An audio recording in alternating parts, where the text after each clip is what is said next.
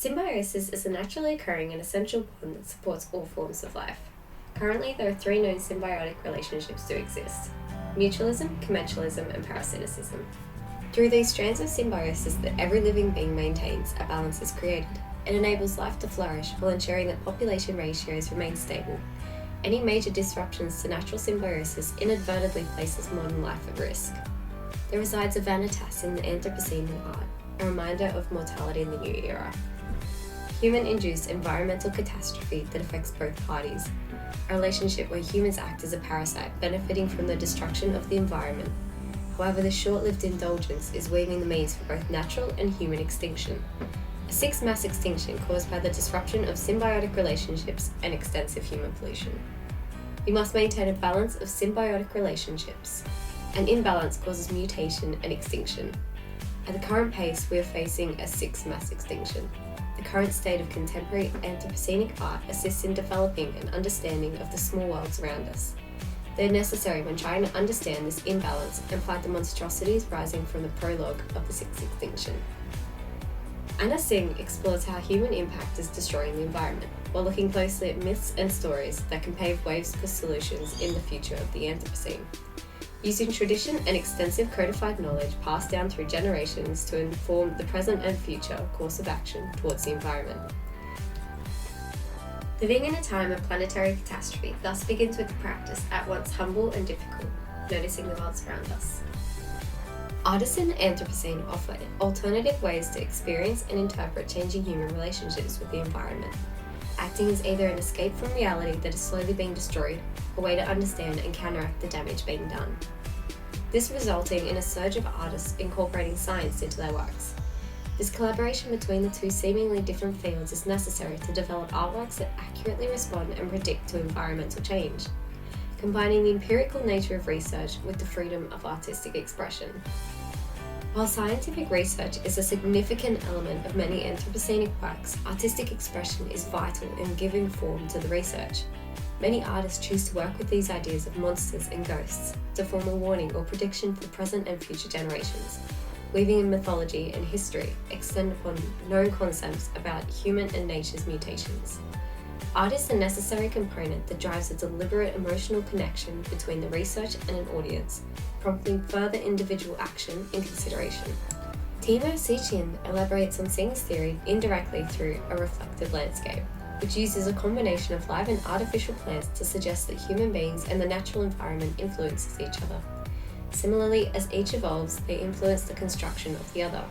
Through nonlinear similar worlds, Sichin intertwines the Buddhist concept of pratityasamutpada within the work, where nothing is permanent and nothing lasts forever, to demonstrate a future of evolution of nature to the point of self-understanding. This work is a ghost, according to Singh's theory, where nature and art has informed the audience through religious storytelling means. This ghost is one among many in the Anthropocene, where many environmental niches are slowly succumbing to human-induced ecological disasters. One environmental niche with unprecedented stakes at risk are coral reefs. One of the most recent observable destructive symbiotic relationships is that of coral. Coral bleaching creates a destructive trace that can be observed and examined to determine the symbiotic relationships that were affected, what factors are involved, and to develop effective means to combat this devastation. Healthy coral host depends on algae to survive. Zooxanthellates thrive in coral tissue and provide hosts with crucial nutrients.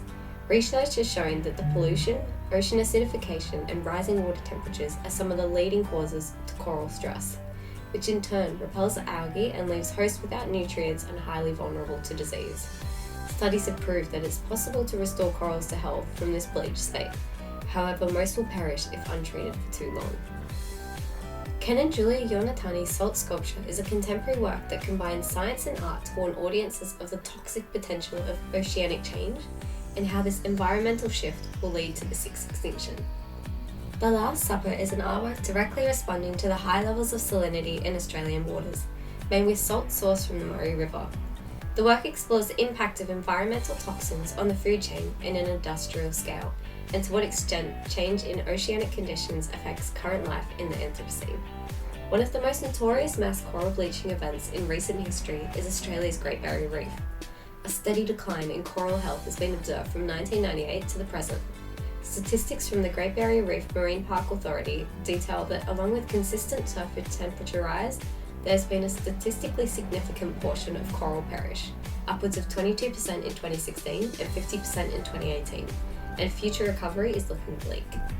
These ghostly corals not only threaten the destruction of neighbouring marine ecosystems, but signal an eventual extinction of nearby life, as chain symbiotic relations are broken, allowing algae to overpower the dead corals, fish species to migrate to more sustainable coral-dominated environments, and cause a reconstruction of the Australian marine ecosystem.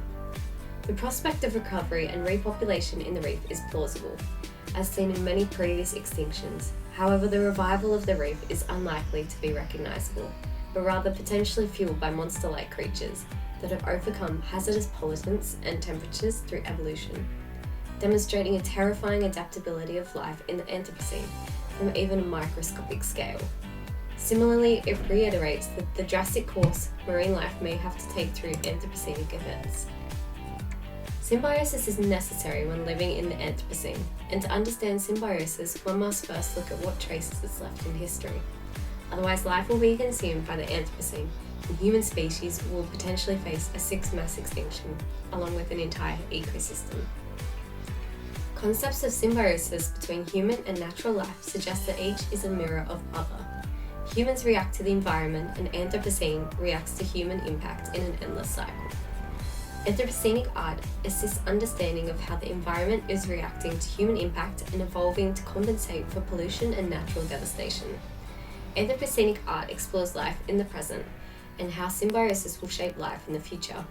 It opens up smaller worlds to our awareness, forcing us to recognise this imbalance and urging us to fight the monstrosities of this sixth extinction.